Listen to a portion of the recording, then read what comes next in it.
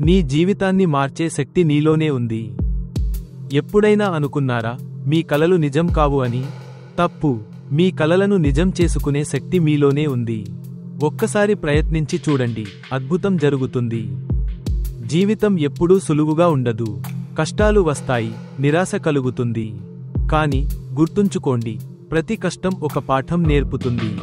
ఆ పాఠం మీ భవిష్యత్తుకు పునాది అవుతుంది.